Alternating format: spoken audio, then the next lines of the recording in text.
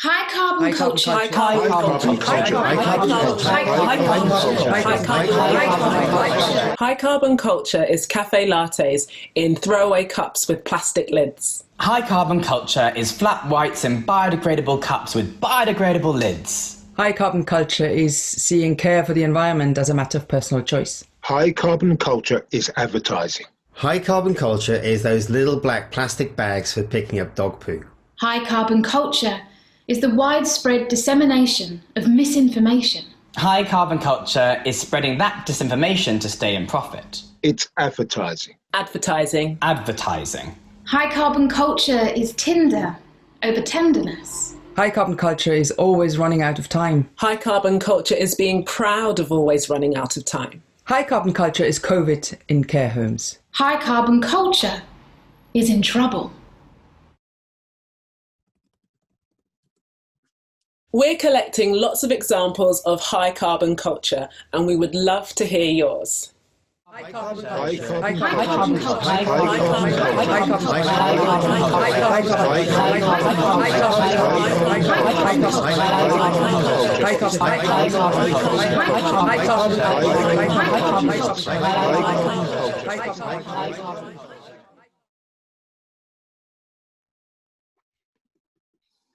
Hello everybody, my name is Emma Dunton and welcome everyone to our second Social Transformations, which will be chaired by Mark Godber with Adam Corner from CAST, Emma Beverley of East Street Arts and artist Cathy Hinde. Very exciting, this is our final week of Season for Exchange. This is the first event of our final week of Season for Exchange and it's been a brilliant 2 weeks so far and we're very excited to see what conversations will happen this week. The High Carbon Culture film that you just saw is an artist project by Zoe Svensson and Metis. So please do join in. I think we're going to put a link in the chat at some point to show you where you can join in. I'm going to do a little bit of housekeeping to kick us off. So today's event is live captioned and the captions can be found when you click on CC at the bottom right-hand corner of the screen. The conversation today will be recorded. Please use the Q&A function for any questions you have throughout, and we'll come back to those at the end of towards the end of the event. If you have any technical difficulties, Daisy Hale is on hand to help resolve them. So please use the chat function to flag any issues and select Daisy Hale. Otherwise, messages will be defaulted to all attendees. On socials, yes, please do join the conversation on your preferred social channels using the hashtag Season for Change. Season for Exchange, which is what we're in now, is a precursor to the Season for Change programme, which is happening next year. And this is the final week of our 3-week programme of free online workshops, conversations and artist interventions to inspire artists and arts professionals to learn, share knowledge and talk about climate action and climate justice. The project is led by Arts Admin and Julie's Bicycle and delivered in collaboration with partners nationwide. And it is supported by Arts Council England and Paul Hamlin Foundation. So enough of me. I'm now going to pass over to Mark Godber of Arts Admin, who is going to lead this conversation. Thank you. Yeah, thanks, Emma. So I invite the other participants to switch their video on now and appear before the audience. I'm going to very briefly introduce them all, but then you please look at the Season for Change website for like full biogs of everyone here, and we're going to talk together for about half an hour, and then at that point we open up the conversation to questions from you, the audience, which you can submit in the Q&A section below. There's also a chat line which you can use to talk to each other, but we wouldn't pick up questions from there. We'll pick them up from the Q&A when we get to that. So first of all, the panelists. I'm excited to have Cathy Hinde here. She's an award-winning audiovisual artist based in Bristol, excuse me, who makes work that combines sound and technology with nature. Cathy's going to show us some images and talk about her work in detail today. And Emma Beverley is director of East Street Arts based in Leeds. They are working with Season for Change on a series of fantastic artist commissions that are going to be happening next year, which I'm sure we'll hear about later. And Adam Corner is research director at Climate Outreach, and part of the CAST Centre, who are working again with Season for Change throughout the next year to look at the subject we're addressing in this conversation today. How can art be part of societal change on climate issues? So we will begin by each of the people in the panel is going to talk a little bit about their work and what they do for a few minutes before we go into kind of following up conversations. So Kathy is going to talk first, including showing some slides of your work. Hello, thanks Mark, great to be here. Okay. So as an introduction, I'm an audiovisual artist and I make installations, site-specific works, performances and participatory listening walks. And through this work, I aim to encourage the emergence of knowledge and understanding and a deeper and more embodied connection with the Earth systems to actually feel like we're part of one system, not separate. So I'm going to just share with you two different pieces of work. One is an installation, another is a participatory listening walk. So this is a piece called Tipping Point that I made back in 2014. And it's an immersive light and sound installation where changing water levels change the sound within the installation. It focuses on these shifting water levels, balance and imbalance, and it's expressed through light and sound and sculpture. Sound is actually made through audio feedback that uses a microphone and a speaker. And the microphones are inside these glass vessels. And the glass vessels move up and down, sharing a body of water. And then this water level actually changes the pitch of the feedback. So this whole system creates sound and it's all dependent on these water levels. And it's a very delicate balancing point. And it's, you know, I made it and I wanted to use feedback and use these delicate tipping points in glass to make something quite fragile in reference to some of the feedback systems that amplify climate change. But as a piece, I don't necessarily intend an audience to make all of these connections that I've thought about and how I've sort of devised the piece.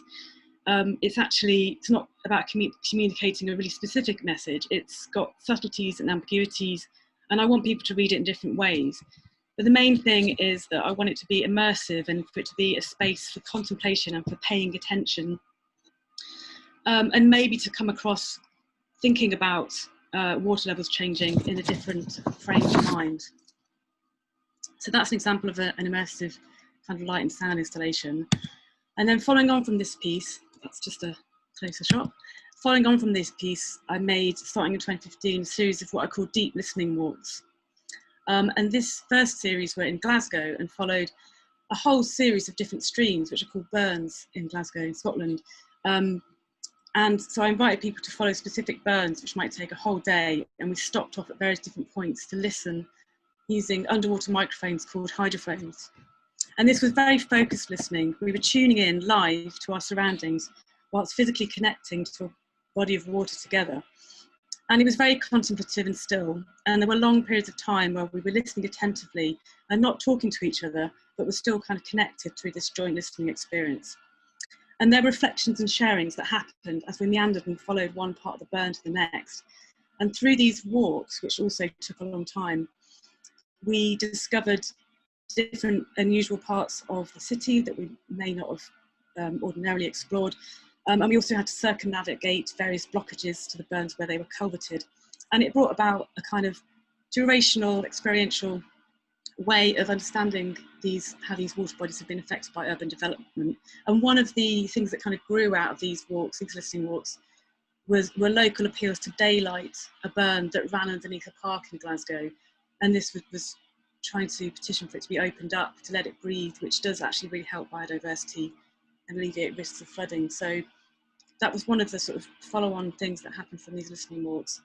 And just to show another image from a series of listening walks in a very, very different environment in the Flow country, again in Scotland, in the very far north of Scotland, where there's a huge blanket bog and where the peat bog is really, really crucial and important carbon sink. So it's very important in the sort of mitigation of climate change.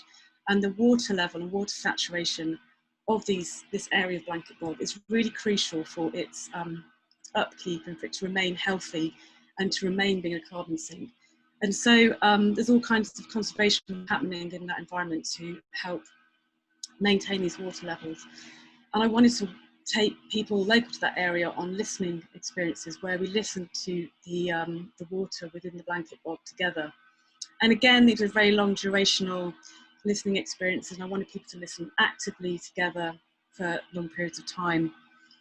And the idea behind this is to sort of ignite our ability to empathise and build a relationship through listening with this kind of unusual landscape, and to sort of develop a more embodied experience of that, and to do that together.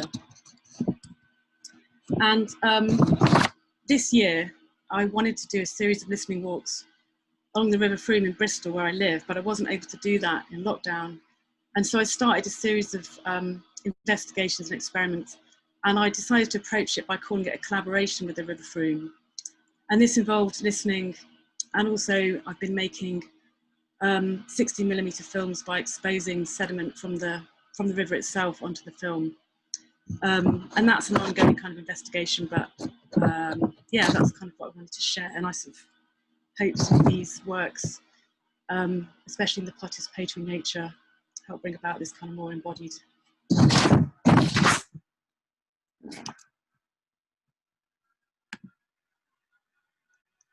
Brilliant, thank you, Kathy. So, like, when you're collaborating with the River Froome, how do you negotiate the kind of the collaboration together?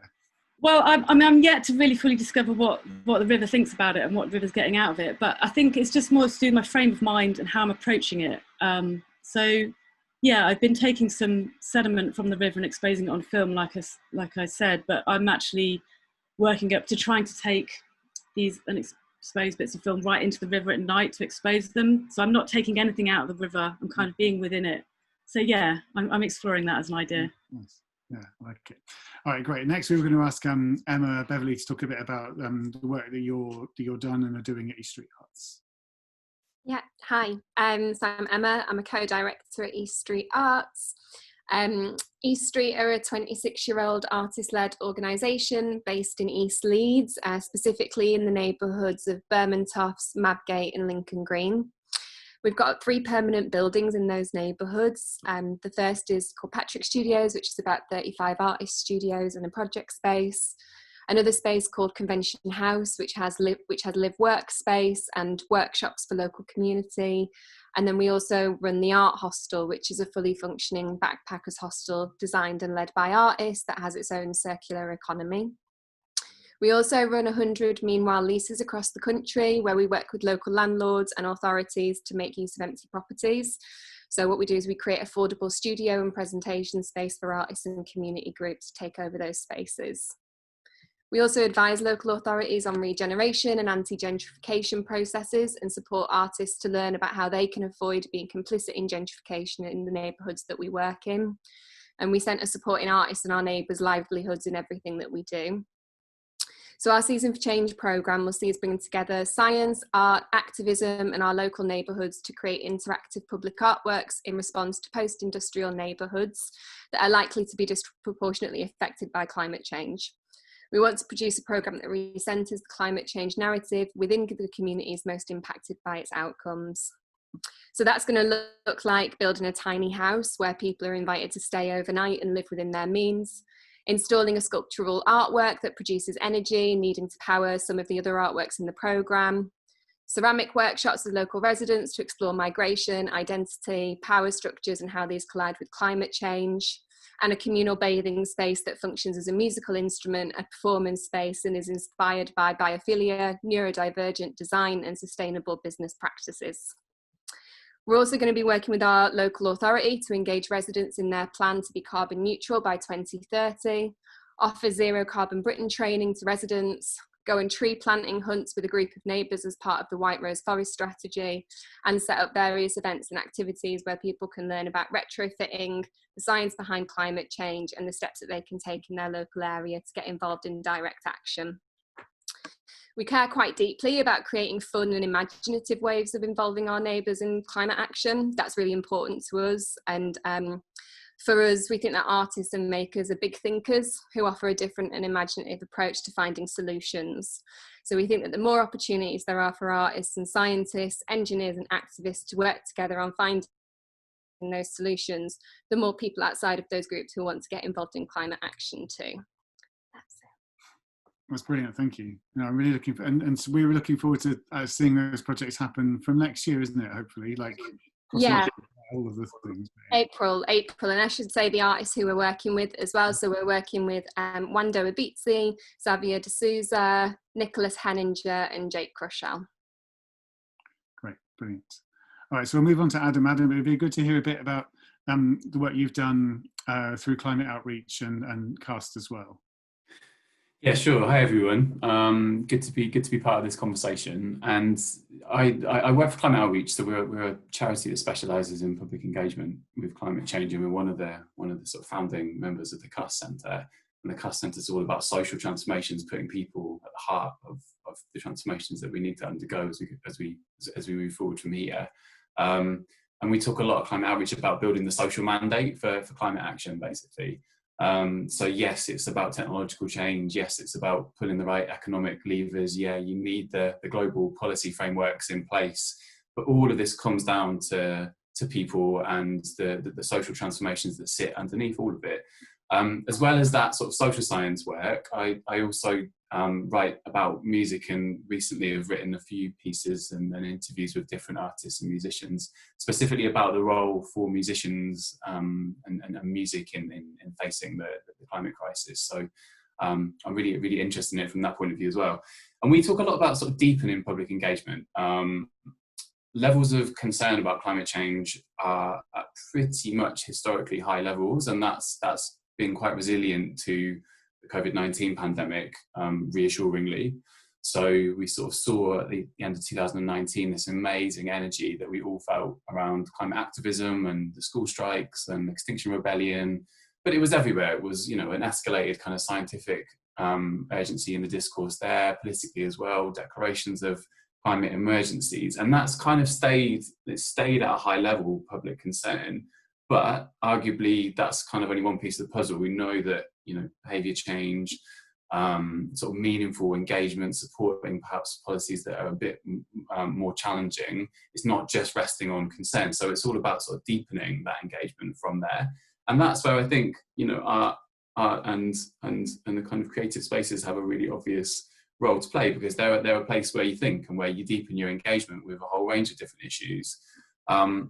And we talk a lot in social science terms about sort of the importance of values and your social identity and the social norms around you for sort of driving engagement with climate change. It's not just learning a list of facts and figures. It's about seeing the people around you change. It's about feeling like it's part of who you are, and your sort of sense of your role in a low carbon future.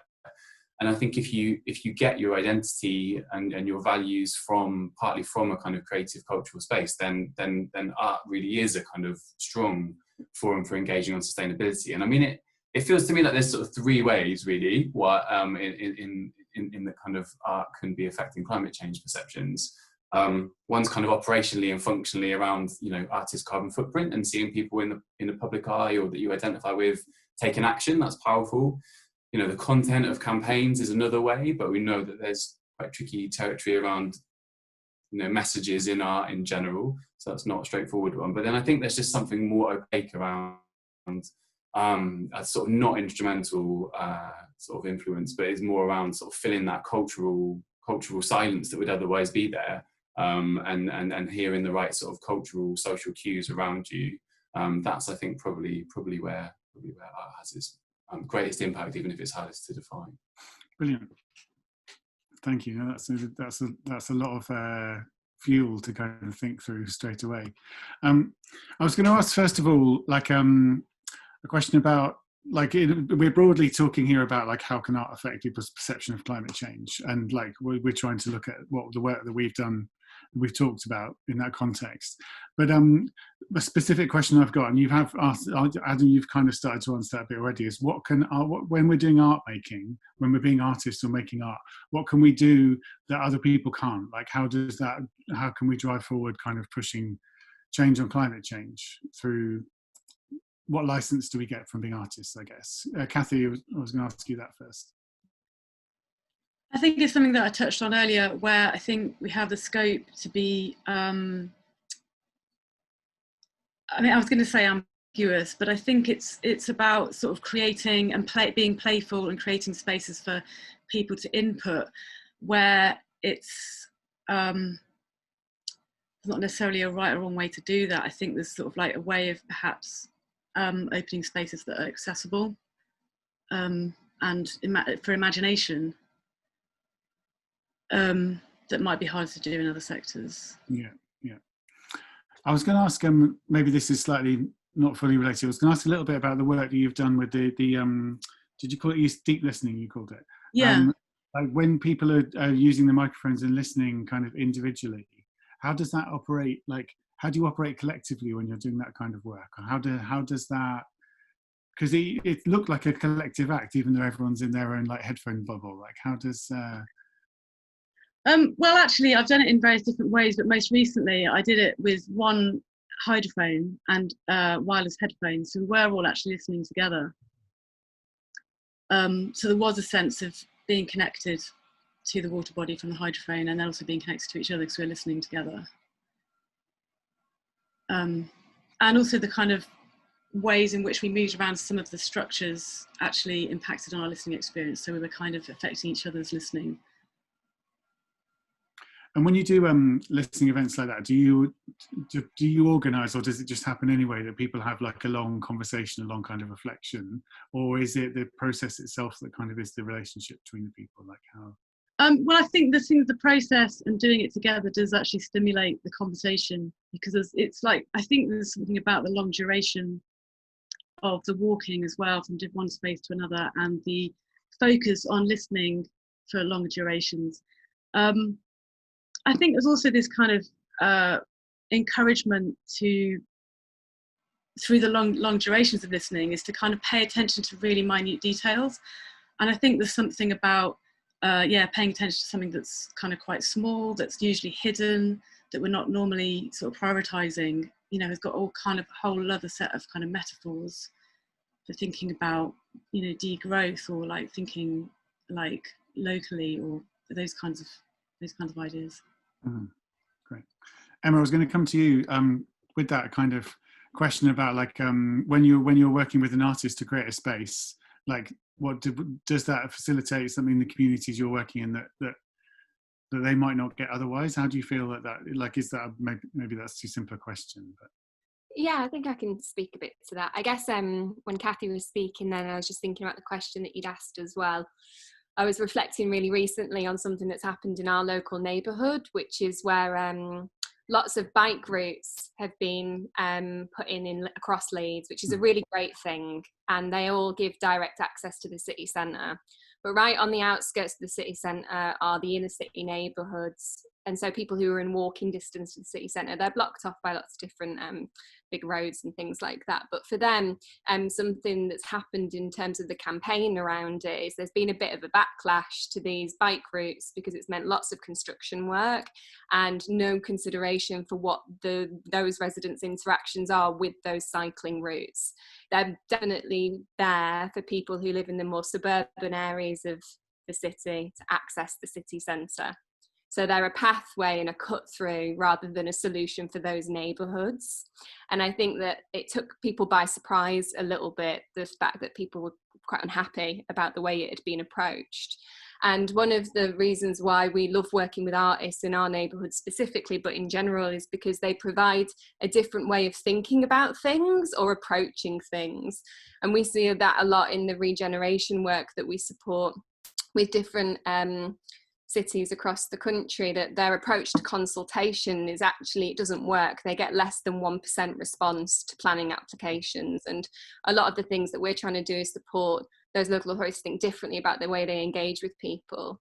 And like Kathy was just describing there with the deep listening, it's about trying to think of those different ways that you can give people access to a subject that they might not think they might not see the immediate implication it has on them. So when the bike routes are being developed, the planning applications for that will have gone to local residents, but residents were unlikely to respond, because until the trucks are there and the people are there digging up the roads, they can't see what the direct implication is on the place that they live.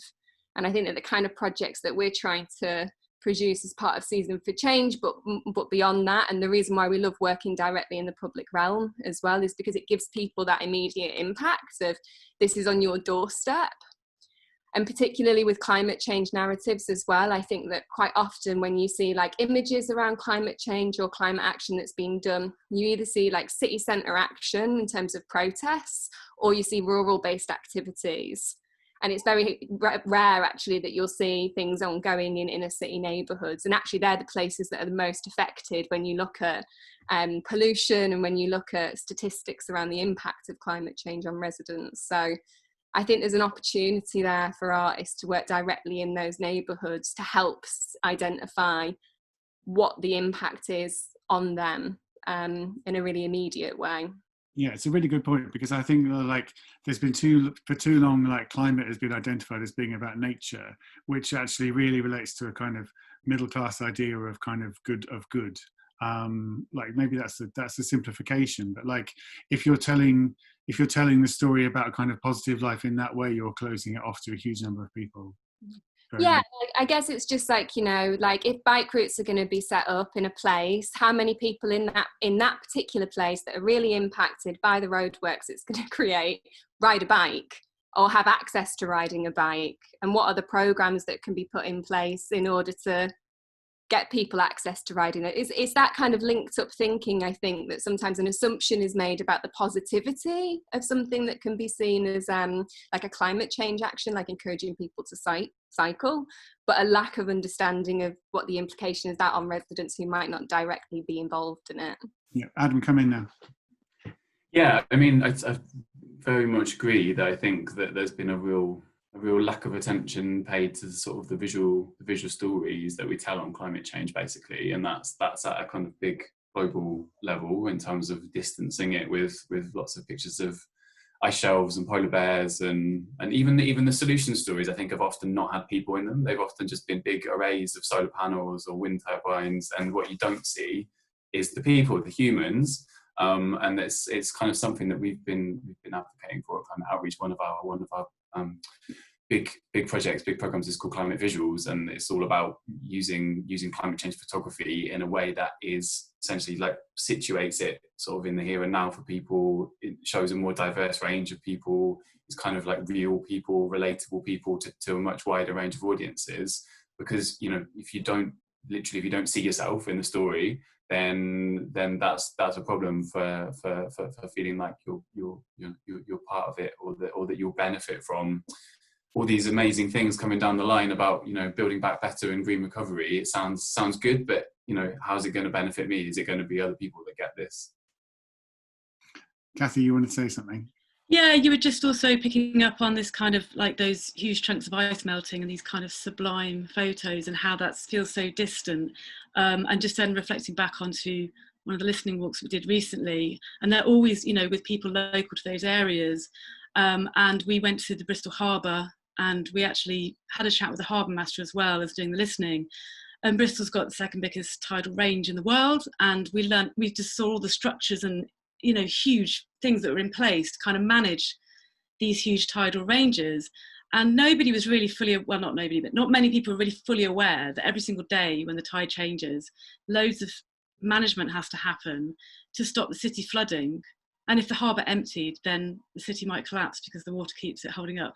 And it's just like the fragility of that. And then it wasn't, you know, as we kind of kept doing the walking, listening and walking, and people were like, well, if sea levels rise, then what does that mean? And I just kind of, it was a very local based kind of engagement with what's on your doorstep, and a kind of different kind of realisation that I thought was, you know, had some impact. Thank you. Remind us, the audience, in less than 10 minutes, actually, we're going to go to like a bit where we start taking questions from you. So there's a couple of people have put questions already. So use this time to think of anything you wanted to ask everyone here. I was going to ask something, Adam, at the beginning. You were talking about how like people's levels of concern about the climate hasn't been affected by COVID-19, which is good to hear, because I hadn't actually really seen any study or anything saying that. Do you feel like the pandemic, this might be a question that you can't answer, but do you feel like the pandemic has changed people's priorities around climate, or like what people see as climate solutions? That's probably a big question.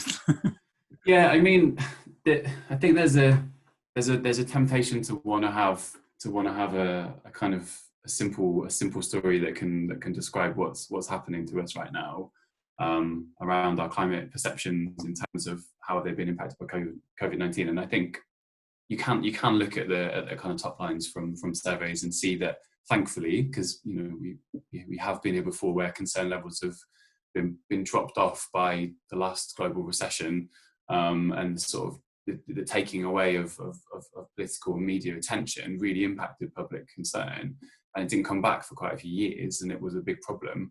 There were quite a few of us that were sort of crossing our fingers and feeling nervous, as well as all the other reasons that we were feeling nervous about COVID-19. I was worried that it was going to kick climate change off the public radar.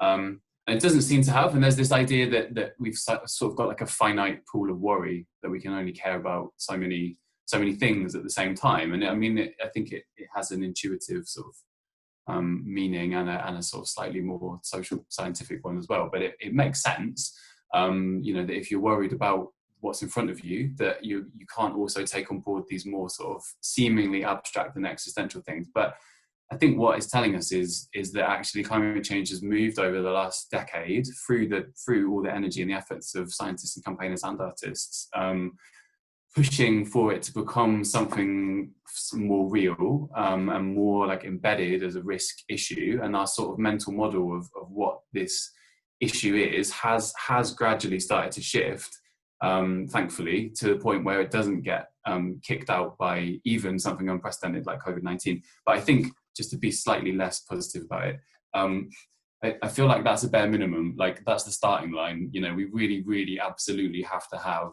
a consistent, reliable level of kind of, yes, this is important, yes, this is an urgent thing, yes, this is a salient issue, if we're going to do all the things that are before us on climate change, because almost everything is still left to do, really. Most of the progress we've made has been sort of supply side and behind the scenes, decarbonising the energy supply. All the stuff we have to do involves people, and that's messier, sort of more interesting, but it is messier, and there's lots of scope for it to go awry if we don't get it right.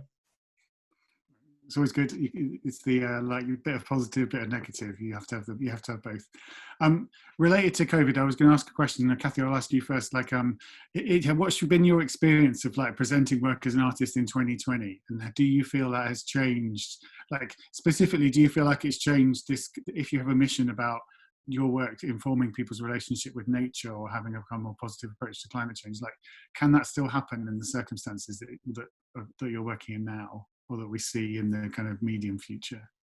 Yeah, I mean, I think actually, just also responding a little bit to what Adam was talking about, I think things have also bubbled up in the COVID-19 pandemic about sort of huge social injustices that we've known about for a long time as well. And I feel like now it's, this whole, we can't work on climate change until we can sort out our, equalities within our own.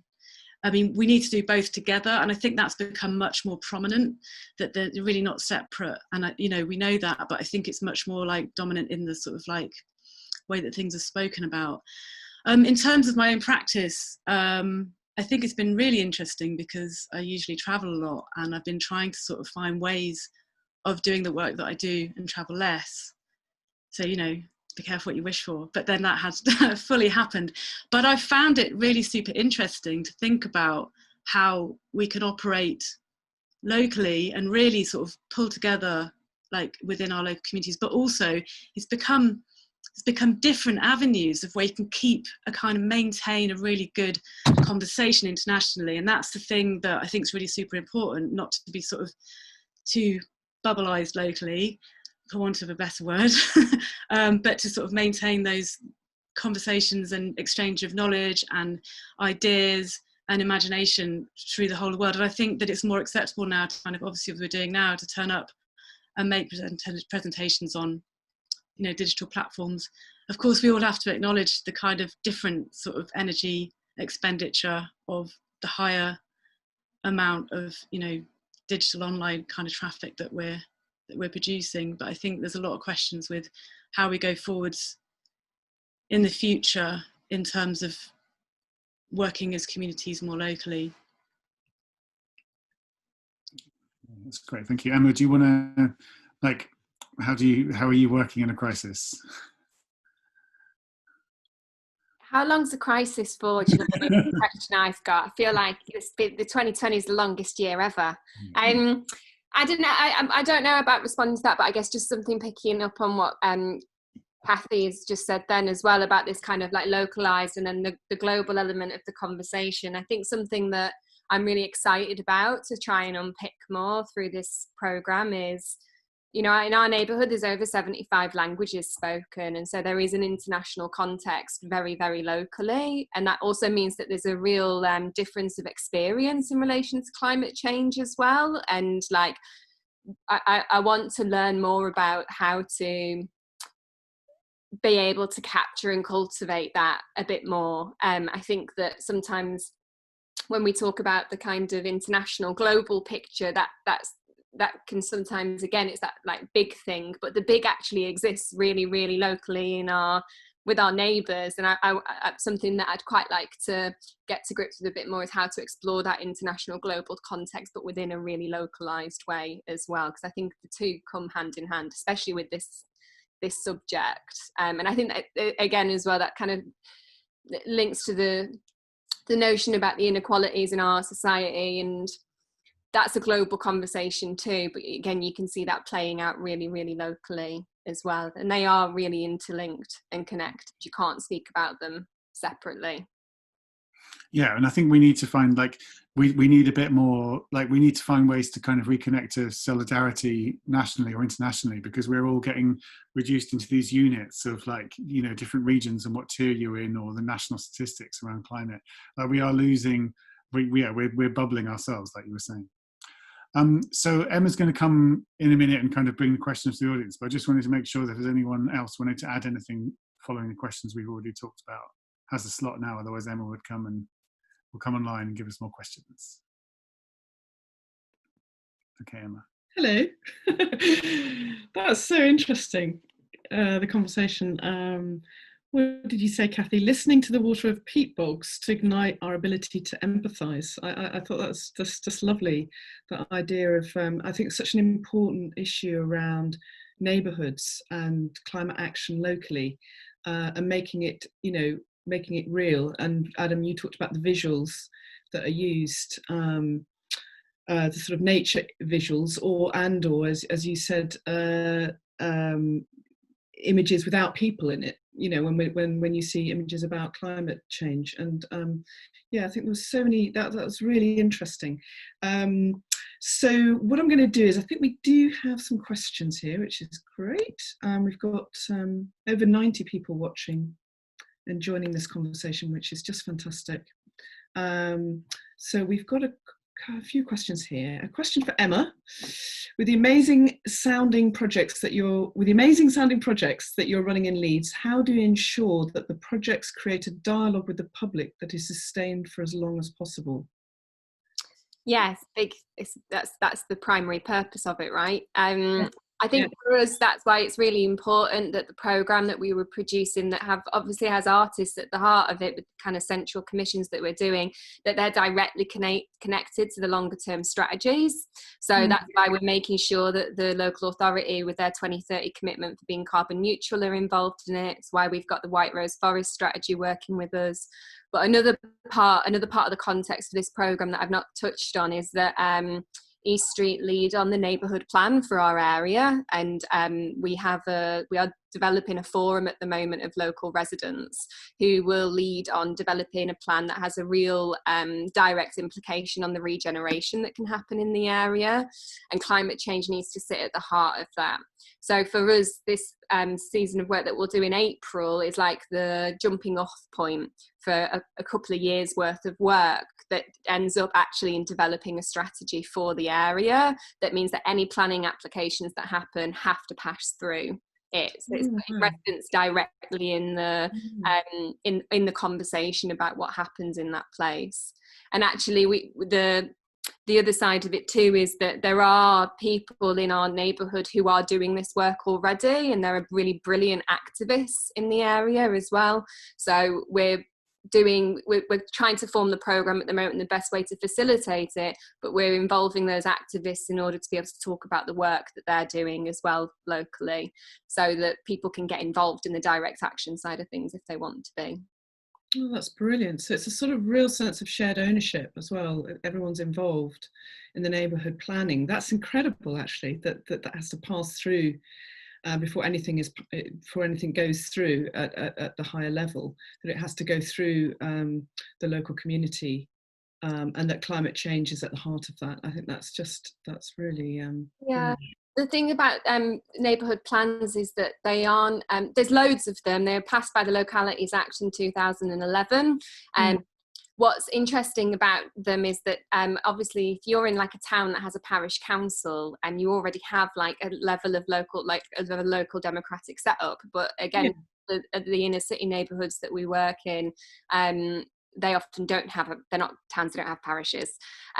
So the neighbourhood planning process offers an opportunity to build a forum, which in effect runs and operates as a parish council would. So it's about also building local democratic structures and trying to set them up in a way that can function differently to the democracy that's available for people to participate in now currently as well.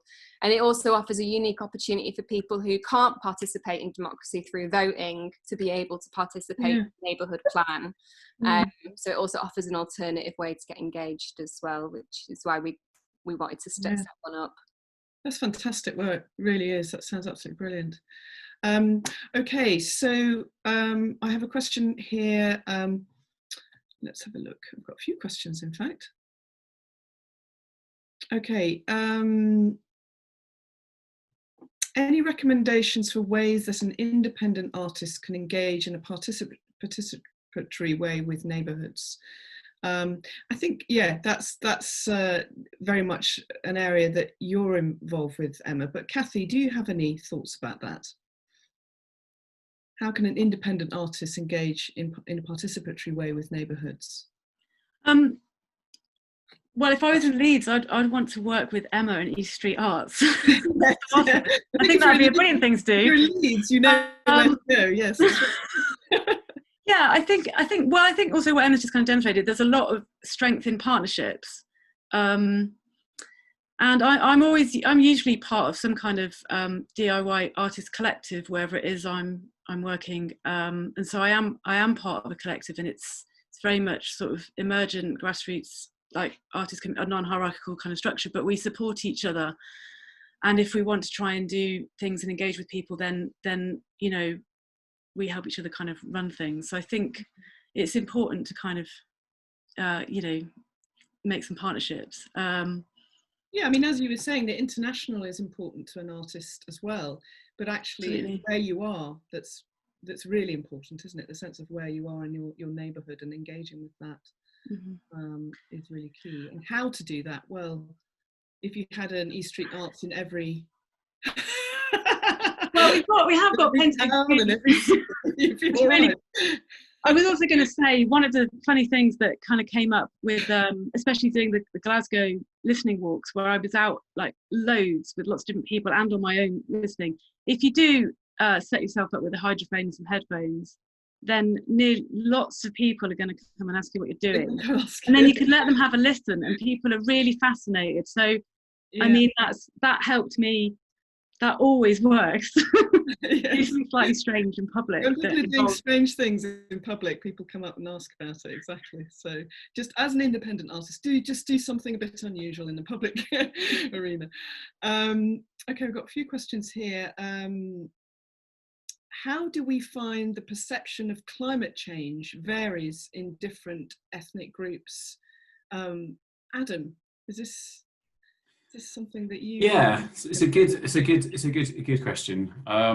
We're just about to launch a project, a big new project called Britain Talks Climate, which is coming out on the 18th of November, and it's based on a big 10,000 person survey and lots of qualitative focus group research as well, gluing all of that together and trying to make sense of it based on essentially dividing people up into sort of 7 different audience segments. So it's a new sort of audience segmentation model for Britain on climate change, which there hasn't really been before.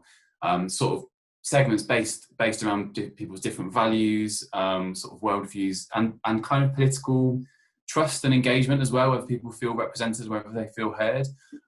So I can put a link in the chat if people are interested.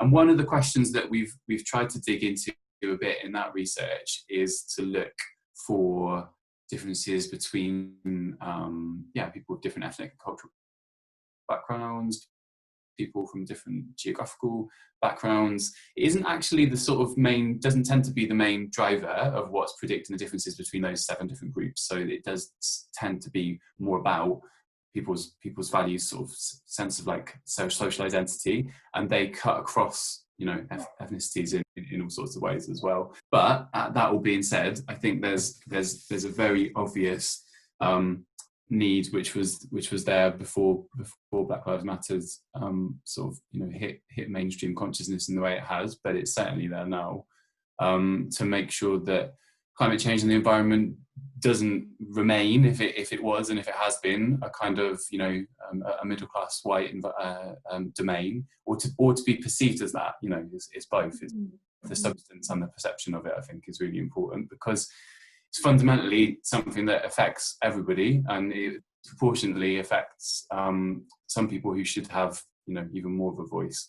So yeah, it's a good. I think it's an important challenge for the climate movement as a whole to be getting hold of, to just be really conscious of how it speaks beyond the usual suspects, and how it's heard beyond the usual suspects as well.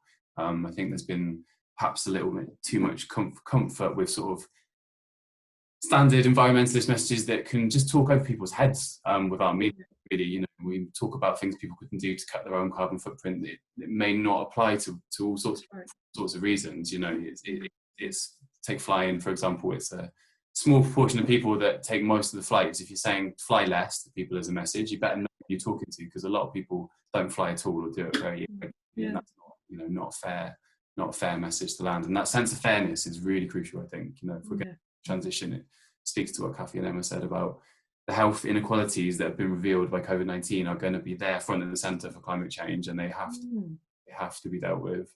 Otherwise, we're just going to, you know, exacerbate those inequalities as well-meaning climate policies and energy policies come in, if they don't take account of you know, those inequalities that are there already. Yeah. No, I think that's exactly right, and I think you've all spoken to that. I mean, it goes a little bit back to what you were saying about how, you know, how climate movement organisations, express what's happening visually and in campaigns and as well, but also to what Emma was saying about.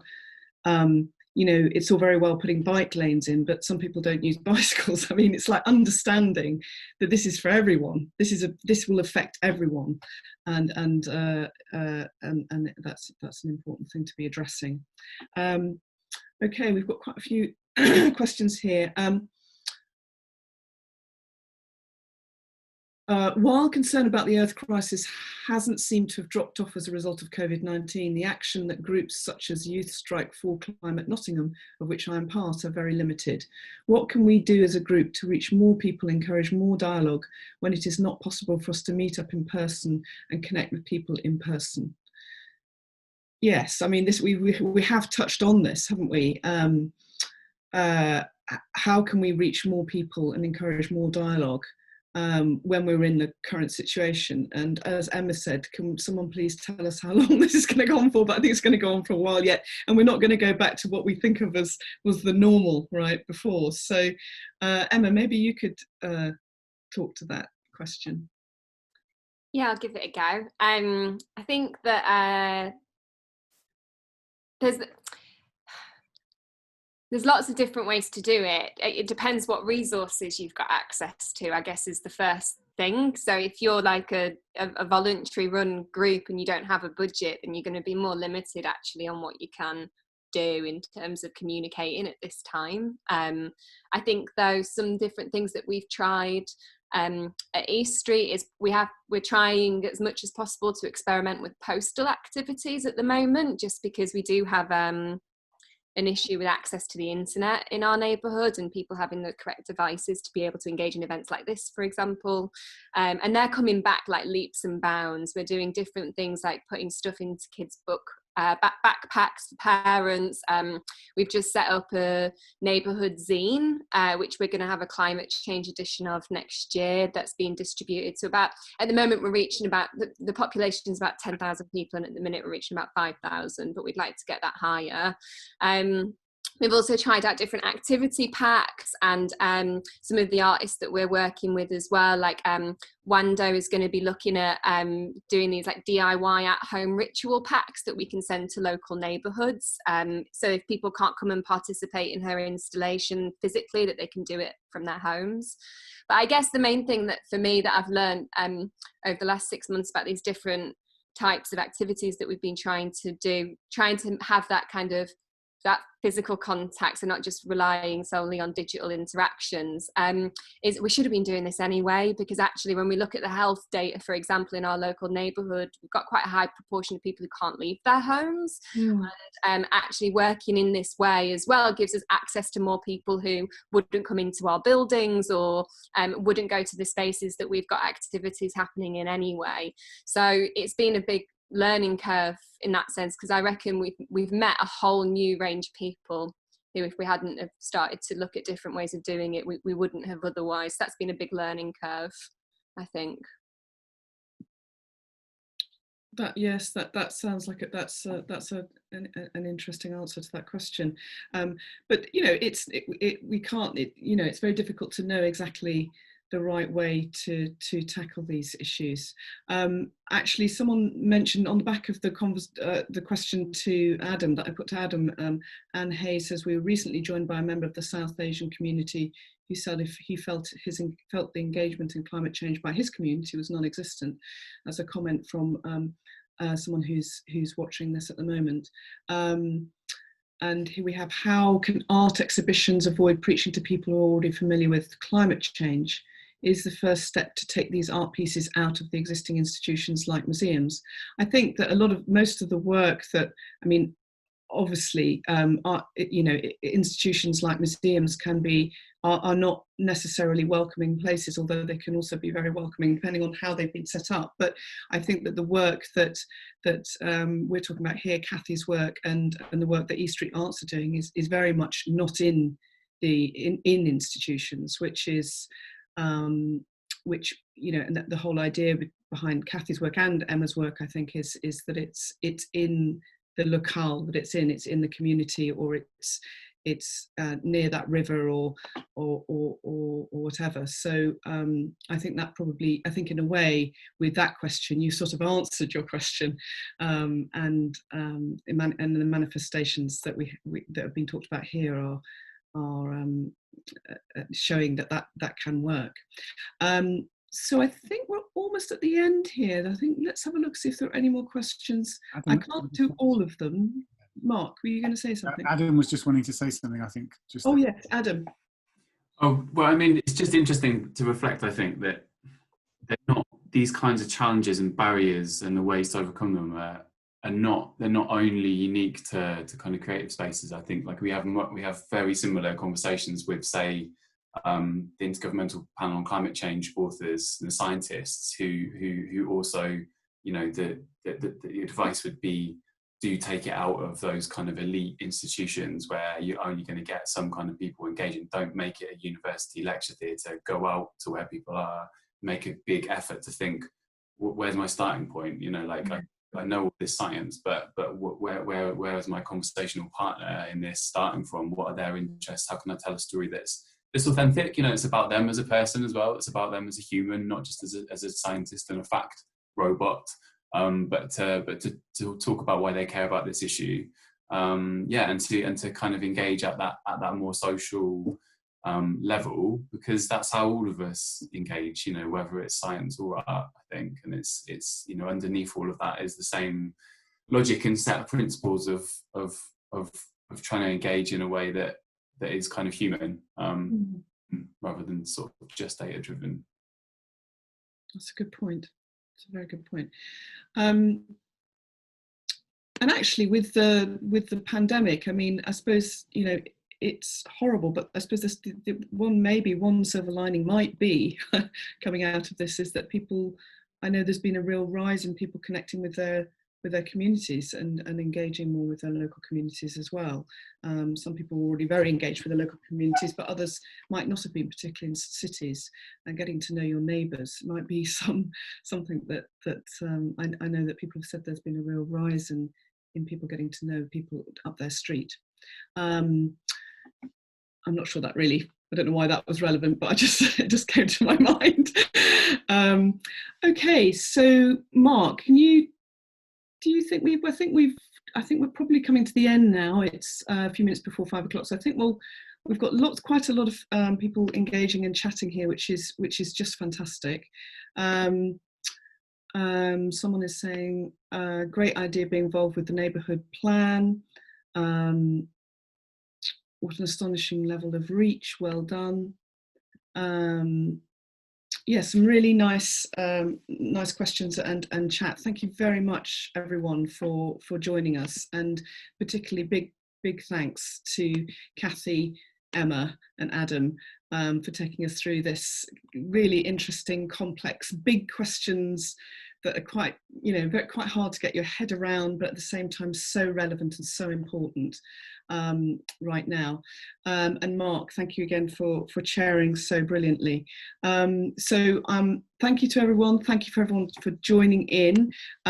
Just to let you know that this is our first session of our final week of Season for Exchange. And Season for Exchange is the precursor to Season for Change, which is a UK-wide cultural programme inspiring urgent and inclusive action on climate change. And that's taking place in 2021, so from February next year through till June next year.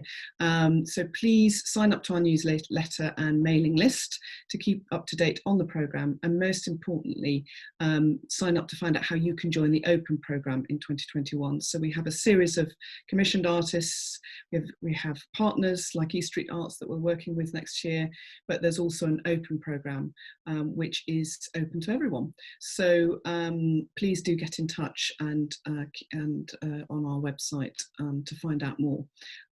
This Thursday we have an event where there will be discussion on sustainable cities. I think that's at 5:30 on Thursday, and on Friday Julie's Bicycle will be having the event at the Green Awards, which is also the Season for Exchange finale. So keep listening, keep watching, keep joining us, and thank you very much.